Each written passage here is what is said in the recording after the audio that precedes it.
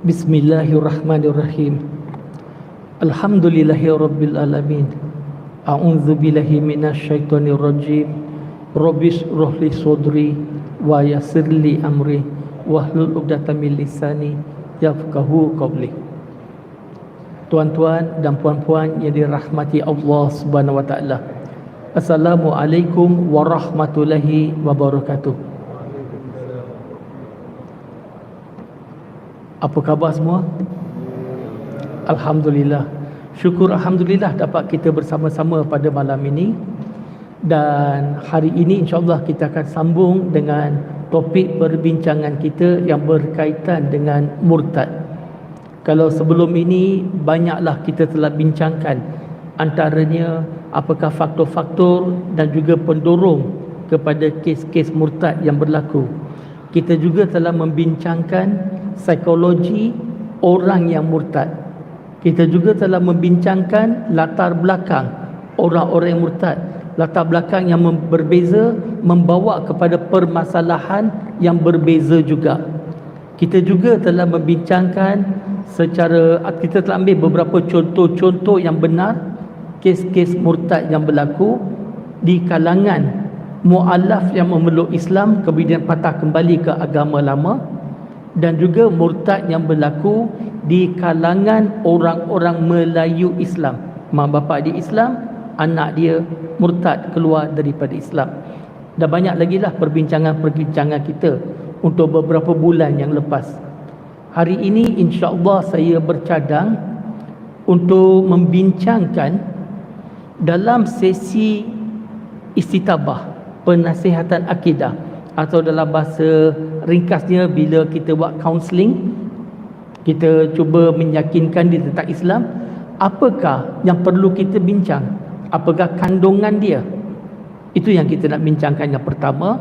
Yang keduanya, kita juga nak bincang langkah-langkah pencegahan, sebab mencegah lebih baik daripada merawat. So kalau boleh kita dapat mencegah, itu lagi bagus. So kita akan bincangkan pencegahan-pencegahan, dan kita lihat pada masa kita, kalau masa mengizinkan, kita juga akan bincangkan beberapa soalan-soalan yang kritikal. Ini yang saya cadang untuk malam ini insya-Allah. Okey, yang pertama sekali, bila saya berdepan dengan kes-kes murtad, ingat ya, kita dah bincang sebelum-sebelum ini, psikologi mereka tak ready nak berbincang dengan kita. Mereka tak terbuka. Mereka datang jumpa dengan kita bukan atas kehendak dia, tetapi mereka terpaksa jumpa dengan kita. Mereka jumpa dengan kita boleh jadi sebab itu adalah perintah mahkamah. Mahkamah Tinggi Syariat memerintahkan untuk permohonan mereka nak keluar daripada Islam dan sebagainya, mereka kena lalui proses istitabah. So mereka datang dalam keadaan terpaksa, ataupun mak bapak dia yang paksa anak tadi jumpa dengan kita. Jadi mereka datang tu bukan nak berjumpa kita, tapi dalam keadaan mereka datang memekakkan telinga mereka, memekakkan pemikiran mereka. Dia tak nak peduli pun apa kita bincang. Ini latar belakang dia. Okey, tapi hari ini bukan psikologi. Psikologi kita dah bincang bulan lepas. Hari ini kita nak bincang benda apa kita nak cakap dengan dia. Apa kandungan kita? Dan juga apakah pendekatan yang perlu kita gunakan bila kita melakukan sesi istitabah tadi. Okey, yang pertama sekali tuan-tuan dan puan-puan, pendekatan kita masa kita buat kaunseling tadi tu adalah kita benar-benar jujur hati, kita peduli dan kita ambil berat tentang dia. Tapi kalau dalam mindset kita, kita dah anggap dia ni penjenayah, kita dah anggap dia ni jahat, kita dah anggap dia ni rosak, maka kita sendiri dah tak ada lagi dah pendekatan kita bagaimana kita nak menyelamatkan dia. Kita sudah pun buat satu judgement, satu penghakiman ke atas dia. So yang pertama sekali, jujur hati, kita peduli tentang dia, kita care tentang ni. Dalam isu-isu murtad ni tuan-tuan dan puan-puan, kalau ada satu orang murtad pun, bagi kita itu adalah isu yang sangat-sangat besar. Kalau dia melakukan maksiat pun, itu sekadar fasik, tidak membawa dia terkeluar daripada Islam. Tapi bila kita sebut murtad, itu membawa dia keluar daripada agama Islam. So kita peduli, kita ambil berat. Yang keduanya, kita kena fahami dan juga cari punca. Apa punca dia nak murtad? Apakah punca dia? Apa punca utama permasalahan dia? Dan di samping itu, kita juga perlu tahu apakah faktor-faktor yang mendorong dia sampai menjurus dia nak keluar daripada Islam. Bila kita faham apakah punca sebenar dia nak keluar daripada Islam, dan juga faktor-faktor yang mendorong dia keluar daripada Islam, itu akan banyak membantu kita bagaimana kita nak mengemudi proses istitabah tadi. Bagaimana kita nak berdepan dengan dia, kita nak masuk angle macam mana. Tetapi macam mana kita nak tahu apakah punca-punca dengan faktor-faktor, seperti mana kita telah bincang sebelum ini, kita kena banyak mendengar dan biar dia yang banyak bercakap. Bila dia banyak bercakap, macam-macam maklumat yang kita akan dapat. Tapi biasanya mereka tak ceritakan hal sebenar.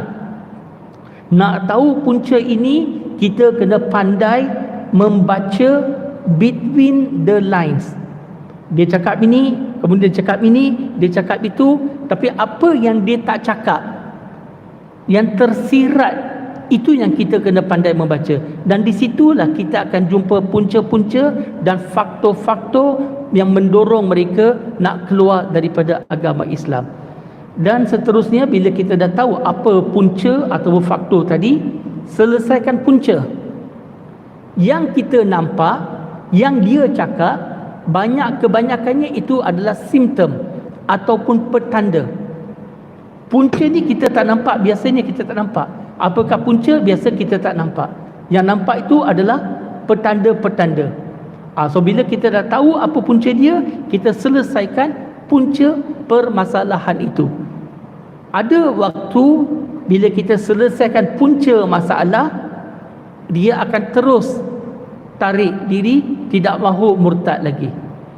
Tetapi ada antaranya bila kita dah selesaikan punca tadi, tetap kena sambung lagi, dan akhirnya insya-Allah kita dapat pujuk dia kembali kepada agama Islam. Tetapi ingat, tujuan kita bukan sekadar dia tidak mahu keluar daripada Islam. Itu bukan target kita. Target kita, dia kembali kepada Islam, tetapi selepas ini dia akan beramal agama Islam dengan penuh keyakinan, dengan penuh pemahaman, insya-Allah menjadi Muslim yang lebih baik daripada awal dulu. Itu target kita, insya-Allah. Dan seterusnya ialah bila kita bercakap dengan mereka, pendekatan yang kita nak gunakan, kita kena sesuaikan dengan keperluan dia. Bila kita faham punca dia, kita akan tahu apakah pendekatan yang sesuai kita nak gunakan. Ada antara kes kita perlu gunakan pendekatan ilmiah, lebih banyak discussion cara logik dan sebagainya. Tetapi ada juga, bergantung pada punca tadi, pendekatan yang perlu kita gunakan adalah pendekatan kebajikan. Dia mungkin ada permasalahan kewangan dan sebagainya. Ada antara mereka, pendekatan yang mereka perlukan ialah perhatian, kasih sayang. Sebab selama ni tak ada orang caring tentang dia, tak ada siapa-siapa ambil berat tentang dia. Ada antara mereka ni mungkin pendekatan yang perlu kita gunakan seperti sains, logik dan sebagainya. So lain kes, lain pendekatan yang perlu kita gunakan. Dan seterusnya, dalam penerangan, bila kita sampaikan penerangan tentang agama Islam, fokus utama kita adalah tauhid, akidah, bukan hukum hakam. Hukum hakam tu penting, tetapi the main thing, the first thing yang paling utama adalah tentang akidah, tentang tauhid. Itulah fokus utama kita bila kita bercakap dengan dia. Dan akhirnya, sebab kes-kes yang murtad yang seperti mana kita telah bincangkan ini, ada tahap-tahap yang berbeza-beza. Ada orang belum murtad, baru bercadang nak murtad. Ada orang sudah murtad, tetapi baru saja murtad. Ada orang sudah murtad tetapi dah lama, dah 10 tahun, 20 tahun dia murtad. Ada orang bukan sekadar dia murtad, dia menjadi missionary, menyebarkan ajaran agama lain. Kalau orang yang baru bercadang nak murtad atau baru saja murtad, insya-Allah kita nak cuba kembalikan dia kepada Islam tu lebih mudah sikit. Tetapi kalau dah 10-20 tahun dia murtad ataupun dah jadi missionary dalam agama lain, nak kembalikan mereka kepada Islam tak begitu mudah kebiasaannya. Jadi pendekatan dakwah kita bukan lagi macam nak counselling kes-kes murtad, tetapi lebih serupa berdakwah dengan orang yang bukan beragama Islam. Okey, tetapi kalau kes-kes yang rasmi yang biasa saya dapat, ini adalah biasanya mu'allaf-mu'allaf yang telah masuk Islam kemudian nak keluar daripada Islam, dan mereka buat permohonan di Mahkamah Tinggi Syariah, dan hakim akan minta mereka ni untuk melalui proses istitabah macam 10 sesi, 12 sesi dan sebagainya. Jadi mereka datang bukan sebab mereka nak tahu tentang Islam, mereka datang bukan sebab nak mempertimbangkan untuk kembali kepada Islam. Mereka ni kalau dah sampai ke mahkamah, dah buat permohonan di mahkamah nak keluar daripada Islam, dah pasang lawyer, dah keluarkan duit belanja, mereka ni memang dah nekat dan bertekad nak keluar dari Islam, tak kira apa pun berlaku. Katakanlah mereka tidak menarik balik permohonan keluar daripada Islam, paling kurang kita harap dia tidak benci Islam.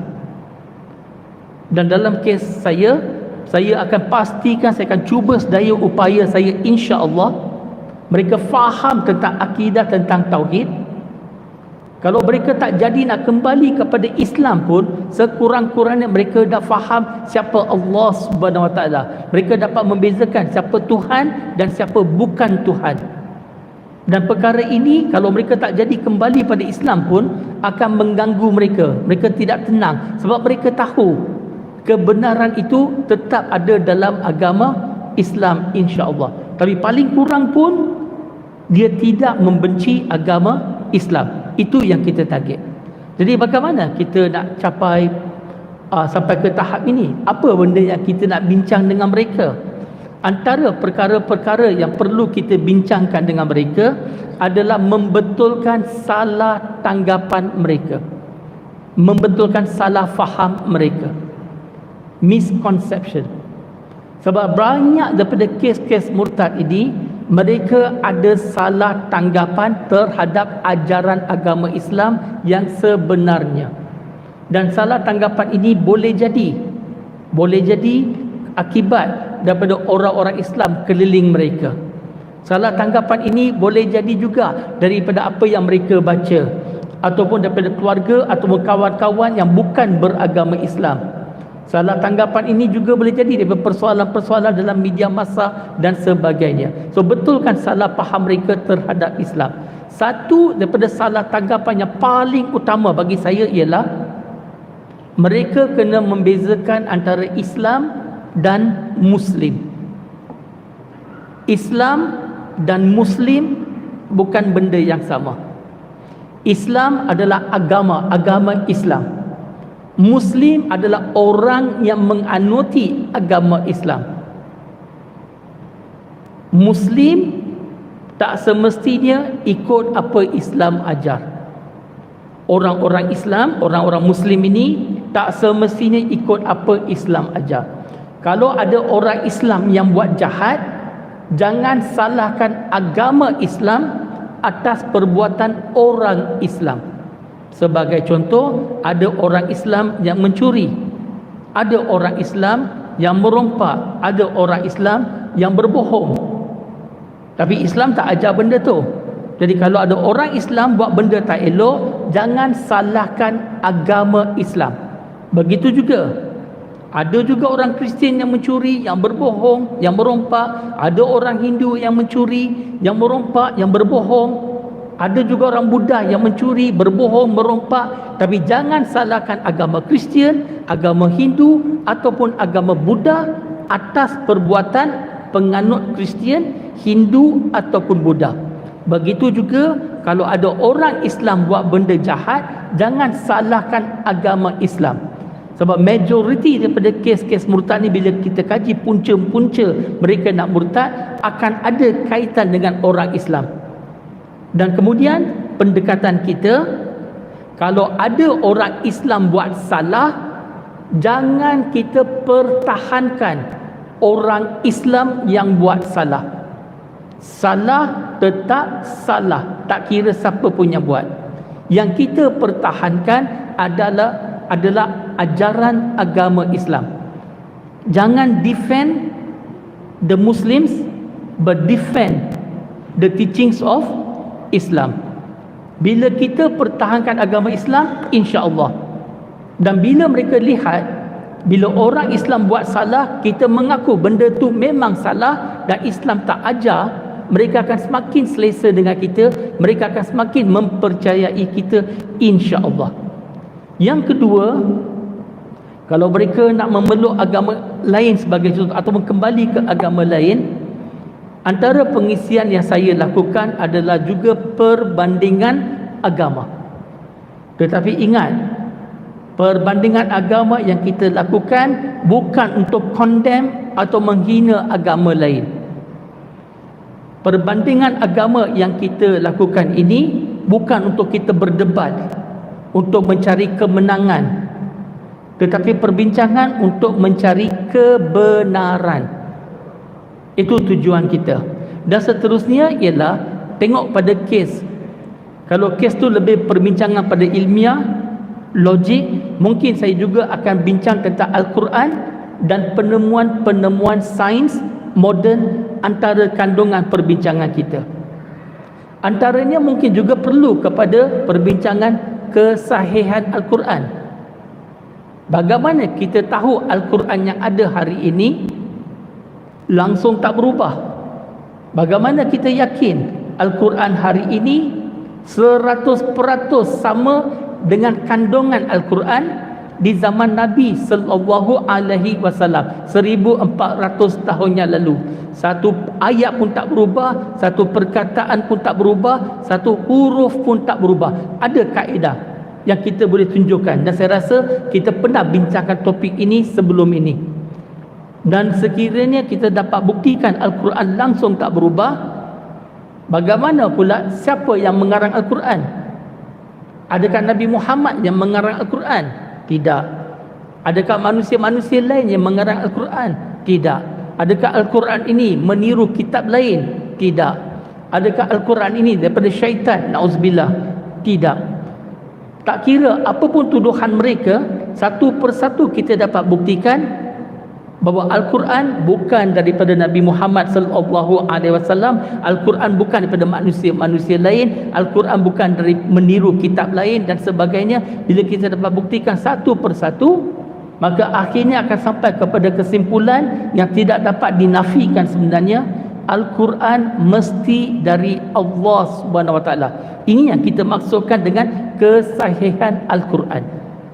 Sebab ramai penganut atas muka bumi ini, tak kira agama apa pun, kebiasaan mereka akan buat andaian kitab suci mereka adalah sahih. Tapi bila kita tunjukkan kriteria bagaimana kita yakin Al-Quran tidak berubah, Al-Quran betul-betul daripada Allah Subhanahu Wa Taala, dan kriteria yang sama bila dia letakkan pada kitab-kitab yang lain, maka dia dapat lihat perbezaan jauh bara dari api. Ini antara pendekatan yang kita gunakan untuk tunjukkan kepada mereka bahawa keyakinan kita dalam agama Islam bukan secara membuta tuli, tetapi keyakinan, kepercayaan kita dalam agama Islam adalah berdasarkan kepada ilmu, insya-Allah. Dan seterusnya, antara topik yang sangat penting kita juga ceritakan adalah kepribadian Nabi Muhammad sallallahu alaihi wasallam. Pengalaman saya bukan saja kes-kes murtad, termasuk perbincangan dengan non-muslim. Bila kita bincang tentang tauhid, mereka biasa tidak ada masalah. Biasanya mereka boleh terima konsep tauhid tadi, akidah tadi. Mereka boleh terima tentang Allah Subhanahu Wa Taala. Mereka okey. Tetapi yang biasanya mereka susah nak terima adalah menerima Nabi Muhammad sallallahu alaihi wasallam sebagai Rasulullah. Yang itu mereka ada kesukaran nak terima. Sebab mereka tak kenal siapa tu Nabi Muhammad. Dah banyak mereka mendengar tomahan-tomahan, fitnah-fitnah terhadap baginda Nabi Muhammad sallallahu alaihi wasallam. Jadi penting untuk mereka mengenali siapa itu Nabi Muhammad, apa kepribadian Nabi Muhammad sallallahu alaihi wasallam, dan juga membetulkan salah tanggapan, persoalan-persoalan yang dilemparkan terhadap Nabi Muhammad sallallahu alaihi wasallam. Dan seterusnya, antara topik yang saya akan bawa, lihat pada keadaan hak-hak wanita dalam Islam. Sebab ada antara kes-kes orang yang nak murtad ni adalah wanita. Dia memeluk agama Islam sebab nak berkahwin dengan lelaki Melayu Islam. Tetapi selepas berkahwin, macam-macam perkara yang tidak elok dilakukan oleh si suami tadi. Biasanya termasuk juga dengan keluarga suami tadi. Macam-macam benda yang tak elok. Ada antara kes-kes kita dah bincang sebelum-sebelum ini, dan kita nak tunjukkan kepada mereka bahawa bukan salah agama Islam, tapi itu adalah salah individu penganut Islam tadi. Dan dalam agama Islam telah mengangkat martabat wanita 1400 tahun yang lalu. Pelbagai hak-hak telah diberikan kepada wanita. Hak-hak dari segi spirituality, kerohanian, hak dari segi sosial kepada ibu, kepada isteri, kepada anak perempuan, hak dari segi ekonomi, hak dari segi pendidikan, hak dari segi undang-undang. Semua ni sudah pun diberikan dalam agama Islam 1400 tahun yang lalu. Jadi apa yang berlaku kepada dia bukan berpunca daripada kesilapan atau kesalahan agama Islam, tetapi berpunca daripada perbuatan orang Islam. Dan kita tengok pada keadaan, mungkin kita perlu berikan buku-buku ataupun DVD dan sebagainya, ataupun link-link YouTube yang bersesuaian untuk dia. Tetapi jangan buat satu kesilapan dengan bagi buku yang tebal-tebal. Kalau kita bagi buku tebal-tebal, biasa orang tak baca. Kita kena tahu apa latar belakang dia, kesesuaian dia jenis yang membaca ataupun tidak, dan sebagainya. Daripada situ kita boleh berikan. Ada orang dia suka baca buku, ada orang tak suka baca buku, mungkin dia suka menonton video dan sebagainya. Jadi kalau saya nak bagi, saya suka bagi buku yang nipis-nipis, tapi buku yang betul-betul bagus, dan insya-Allah senang dipahami, senang dia baca. Biar kita bagi sedikit-sedikit banyak kali daripada sekaligus bagi buku yang tebal tetapi dia tak baca. Okey. Seterusnya kita nak bincang adalah proses pencegahan. Bagaimana kita nak mencegah? Okey, sebelum tu Isyak masuk pukul berapa? 8.38 ke? 8.38. Okey, insya-Allah. Okey, beberapa langkah-langkah pencegahan. Seperti mana kita bincang, mencegah lebih baik dari merawat. Okey, antara pencegahan yang perlu kita lakukan,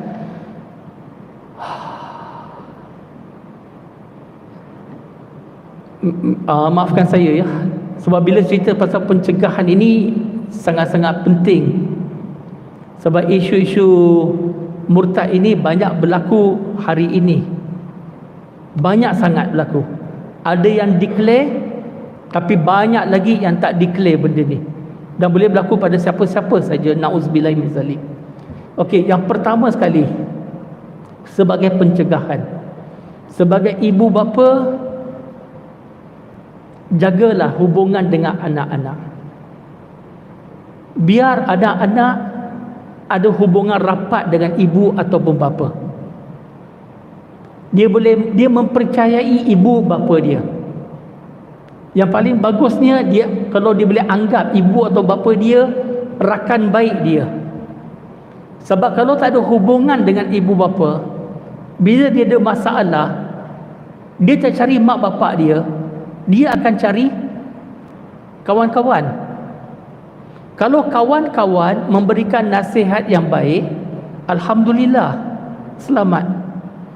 Tapi kalau kawan-kawan tak bagi nasihat yang baik, takut dia akan tersasar, dia akan hanyut. Itu yang kita risau. So boleh-bolehnya mak bapak memainkan peranan yang penting, rapat dengan anak. Contoh, pada kita keluarga Islam ni biasanya ada ramai anak. Dan anak-anak ni bukan semuanya sama, lain anak, lain karakter. Ada yang rapat dengan mak bapak, ada yang mungkin kurang rapat. Ada juga anak-anak kita mungkin bermasalah dan sebagainya.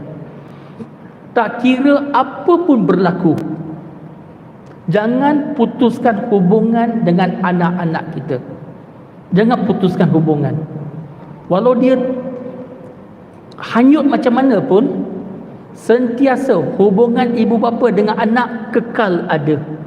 Dengan harapan satu hari nanti bila anak tu mahu berubah, dia boleh kembali kepada mak bapak dia untuk minta nasihat dan pandangan. Tuan-tuan dan puan-puan, kadang-kadang ibu bapa boleh jadi seorang ustaz, ustazah yang hebat, boleh menjadi seorang pendakwah yang hebat, boleh menjadi seorang imam di masjid. Belum tentu anak-anak semuanya okey. Kita ada kisah daripada Nabi Lut alaihissalam, Nabi Nuh alaihissalam sebagai contoh. Sebagai contoh. So hubungan dengan anak-anak kekalkan baik, insya-Allah. Dan seterusnya ialah daripada kecil pada anak-anak ni kita banyak fokus kepada pengukuhan dari segi fardu ain. Masuk fardu ain, hukum hakam, mengaji Quran dan sebagainya. Semua tu bagus, penting. Tetapi jangan pinggirkan pemahaman akidah. Mantapkan akidah. Sangat-sangat penting dia kenal siapa Allah Subhanahu Wa Taala, siapa itu Tuhan. Dia benar-benar yakin 100% Allah itu wujud. Seseorang yang solat 5 waktu sehari di masjid pun belum tentu 100% yakin Allah wujud. Yang belajar di sekolah agama pun belum tentu dia 100% yakin Allah wujud. So pemahaman, pemantapan akidah tu sangat-sangat penting. Yang seterusnya ialah tingkatkan akhlak. Akhlak sangat penting. Kadang-kadang kita fokus kepada contoh macam beberapa adab-adab. Macam mana saya nak sebut ya? Kadang-kadang kita ni orang tu cakap lemah lembut, cakap sopan santun, benda tu bagus, saya tak kata tak bagus. Tetapi akhlak tu penting. Dia seorang jujur, seorang yang amanah, seorang yang beriman. So akhlak tu penting. So kalau bila orang Islam kita ni ramai yang berakhlak, insya-Allah banyak permasalahan akan selesai. Dan seterusnya ialah pengamalan Islam bukan sekadar turun-temurun, bukan sekadar ikut-ikutan, tetapi pemahaman Islam adalah secara pemahaman. Dia faham, dia yakin. Sudah tidak boleh lagi kita beramal Islam ikut-ikutan semata-mata. Tak boleh dah. Sebab dengan adanya media sosial, pelbagai permasalahan, persoalan-persoalan yang dilontarkan, yang dilemparkan, kita perlu ada ilmu untuk menjawab persoalan seperti ini. Dengan lain perkataan, amal Islam bukan sekadar ikut-ikutan, tapi kita faham kenapa kita perlu beramal Islam dengan cara ini ataupun cara itu, insya-Allah. Dan seterusnya antara perkara yang perlu kita lakukan sebagai pencegahan ialah berdakwah. Berdakwah kepada sesama Islam dan juga berdakwah kepada bukan Islam. Selagi mana kita sebagai orang Islam kurang berdakwah, selagi itu kita akan berdepan dengan kes-kes murtad, insya-Allah, dengan izin Allah. Saya tak minta je kes-kes murtad ni jangan salah faham. Selagi mana kita tak berdakwah, kes-kes murtad akan berlaku keliling kita. Khususnya berdakwah kepada orang yang bukan beragama Islam. Tapi bila masyarakat kita ada kesedaran mahu berdakwah kepada bukan Islam, semakin ramai orang Islam kita berdakwah pada orang-orang yang bukan beragama Islam, saya cukup yakin kes-kes murtad tu dengan sendirinya akan semakin berkurangan. Kalau nak saya huraikan, saya boleh huraikan. Seantara, saya bagi beberapa contoh saja. Yang pertama, bila orang-orang Islam ni rajin berdakwah dengan non-Muslim. Bila kita berdakwah dengan non-Muslim, non-Muslim bukan terima bulat-bulat apa yang kita cakap. Non-Muslim akan mempersoalkan macam-macam benda kepada kita. Dan setiap kali non-Muslim mempersoalkan kita, kenapa Islam begini, kenapa Islam begitu, kenapa dalam Islam mesti begini, mesti begitu, kita nak jawab, kita kena ada ilmu. So kalau kita tidak tahu jawapan, kita akan cari jawapan, kita akan cari jawapan, kita akan cari jawapan. Dengan lain perkataan, kita sendiri bila kita berdakwah dengan non-Muslim, kita sendiri lebih memahami agama Islam tu. Kita lebih lagi, kita akan praktis Islam dengan pemahaman, dengan keyakinan. Dan bayangkan, semakin ramai orang Islam yang berdakwah dengan non-Muslim, maka ini akan menjadi imunisasi kepada kita, pada akidah kita. Yang keduanya ialah, bila kita banyak berdakwah dengan non-Muslim, semakin ramai non-Muslim memeluk agama Islam. Maka kuranglah pengaruh daripada non-Muslim mempengaruhi orang Islam untuk keluar daripada Islam. Nampak ya? Clear? Ada banyak lagi lah, tapi saya stop sampai sini saja. Dan seterusnya ialah antara topik-topik yang perlu kita tahu adalah topik-topik yang berkaitan dengan sains moden dan kaitan dengan agama Islam. Tentang evolution theory, kita kena faham. Kita kena letak Islam tu lebih tinggi lagi daripada penemuan-penemuan sains moden ini. Tetapi untuk itu kita kena ada sedikit sebanyak ilmu tentang sains, tentang evolution theory, tentang general theory of relativity daripada Einstein, tentang special theory of relativity, a study of photons or electromagnetic radiation, tentang intelligent design dan sebagainya. Dan bila kita ada sedikit pemahaman tentang topik-topik ini, dia akan menambah keyakinan kita dalam agama Islam, akan menambah kepada kita bahawa sains hari ini tidak membuktikan Tuhan tidak wujud.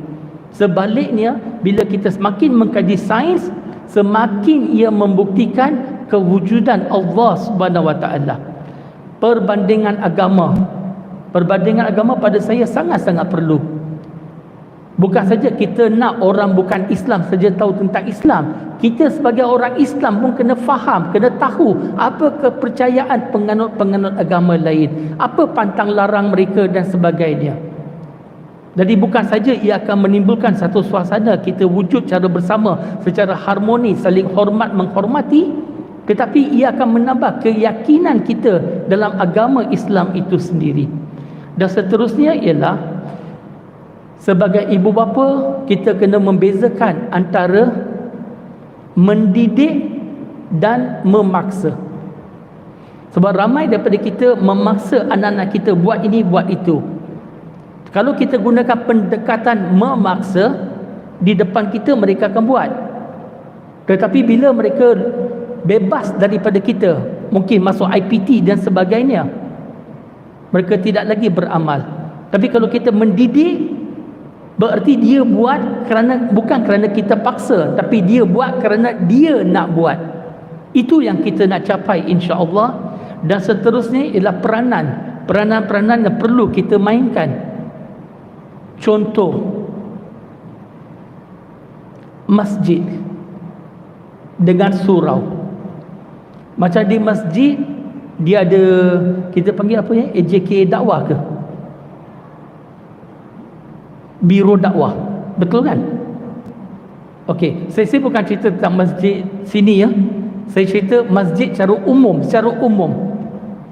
Masjid-masjid ni dia ada jawatan kuasa dia, dia ada biro-biro dia, ada biro dakwah. Biro dakwah ni pada pandangan saya perlu diluaskan lagi. Biro dakwah ni bukan sekadar memainkan peranan jemputan penceramah-ceramah untuk buat pengisian semata-mata. Tetapi biro dakwah ni dia proaktif. Dia mendekati masyarakat sekeliling dia, masyarakat Islam dan juga masyarakat yang bukan beragama Islam yang ada sekeliling dia. Dia dekati. Kemudian biro dakwah ni ataupun masjid ini ataupun karya-karya masjid dan juga surau akan menjadi mata dan telinga. Sebab kalau kita nak harapkan pada jabatan agama semata-mata, biasanya jabatan agama ada banyak kekangan dari segi jumlah kaki tangan yang bekerja dan sebagainya. Tetapi kalau ada apa-apa yang berlaku dalam satu-satu karya, masjid dengan surau yang akan jadi mata, yang akan jadi telinga untuk menyampaikan maklumat kepada jabatan agama ataupun agensi berkenaan. Sebagai contoh, saya bagi beberapa contoh. Katakan dalam karya kita ini ada seseorang memeluk agama Islam, kita tahu ada mu'alaf yang baru masuk Islam, maka kita dekati dia, kita dampingi dia, kita ambil tahu apa keperluan dia. Keperluan boleh jadi pelbagai. Ada tempat keperluan mungkin kebajikan, ada mu'alaf dia dari segi duit tak ada masalah, dia kaya raya, tapi dia mungkin perlukan perhatian, mungkin dia perlukan adalah pengisian, dia nak tahu lebih lanjut tentang Islam dan sebagainya. So kita akan memenuhi keperluan dia, tetapi jaga-jaga jangan sampai kita jadi busybody. Boleh faham maksud saya? Tetapi kita ada bila dia memerlukan kita, itu baru kita sebut tentang mu'alaf. Dan kalau ada apa-apa permasalahan yang berlaku dalam karya kita, jangan tunggu sampai dia nak murtad baru kita nak ambil tindakan, sebab mencegah lebih baik daripada merawat. Dan seterusnya, kalau kita lihat, tak apa saya stop sampai sini saja tentang peranan masjid. Jabatan-jabatan agama pun ada peranan-peranan yang mereka boleh mainkan. Ustaz, ustazah, asatizah, imam-imam kita pun ada peranan yang boleh kita mainkan. Dan juga kalau kita lihat di sekolah-sekolah pun, dari segi pendidikan kita, pengisian kita, macam-macam peranan yang boleh kita mainkan sebenarnya sebagai langkah-langkah pencegahan daripada kes-kes murtad. Kalau di Masjid At-Taqwa ini, alhamdulillah, saya ucapkan tahniah, saya ucapkan syabas. Saya dah lama dah bersama dengan masjid ini, pelbagai aktiviti yang kita lakukan, alhamdulillah. Tapi yang saya cerita tadi tu adalah cara umum untuk masjid-masjid dan surau-surau. Okey, saya bagi contoh ya. Kalau di jabatan agama, biasanya ada beberapa kaki tangan saja yang ditugaskan untuk menjaga mu'alaf, berapa orang saja. Tapi mu'alaf yang ada di sesebuah negeri ialah puluhan ribu. Mustahil beberapa orang kaki tangan boleh mengawasi puluhan ribu mu'alaf. So antara peranan yang perlu dimainkan adalah karya-karya masjid. Karya-karya masjid ini yang lebih tahu siapa mu'alaf di kawasan mereka, apa permasalahan mereka, apa keperluan mereka dan sebagainya. Dan kemudian daripada masjid dengan agensi agama tadi ada link antara satu sama lain, disalurkan maklumat dan sebagainya. Dan bila saya sebut karya masjid, siapa itu karya masjid? Semua orang Islam adalah termasuk dalam karya masjid. Cuma bergantung masjid yang mana. Dan setiap masjid ini pula ada surau-surau. Dan kalau kita boleh kerja sama sebagai satu unit, insya-Allah banyak permasalahan yang dapat kita selesaikan. Baik tuan-tuan yang dirahmati Allah Subhanahu Wa Taala, setakat ini aja masa mengizinkan kita. Saya tak sempat pun bincang tentang persoalan-persoalan kritikal. Tetapi persoalan-persoalan kritikal yang saya sebutkan tadi adalah persoalan-persoalan macam kontroversial. Tetapi pada saya perlu kita bincangkan persoalan-persoalan ni. Kita kena bincangkan.